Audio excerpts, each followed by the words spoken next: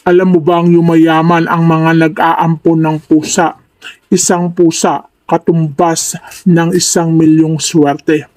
Kung nais mong maging milyonaryo at ang swerte ay mapasayo, mag-alaga ka at mag-ampon ng pusa.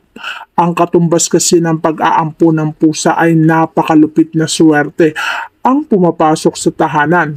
Maraming mga negosyante ang nag-aalaga ng pusa. Bakit ba sila nag-aalaga ng pusa? Dahil alam nila ang ipapasok nitong swerte sa kanilang mga negosyo. Bakit ang mga seaman ay naglalagay ng pusa sa kanilang mga barko? Dahil alam din nilang iiwas sila nito sa kapahamakan habang sila ay naglalayag. Bakit ba ang mga buntis ay laging nakadikit ang mga pusa?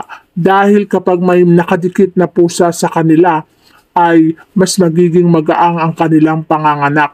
Yan lang naman ang binibigay na swerte ng mga pusa. Kaya naman kung ikaw ay isa sa mahilig sa mag-ampon ng mga pusa, abay siguradong yayaman ka. Magkakaroon ka ng maraming pera dahil ito lang naman ang binibigay sa atin ng ating mga alagang pusa.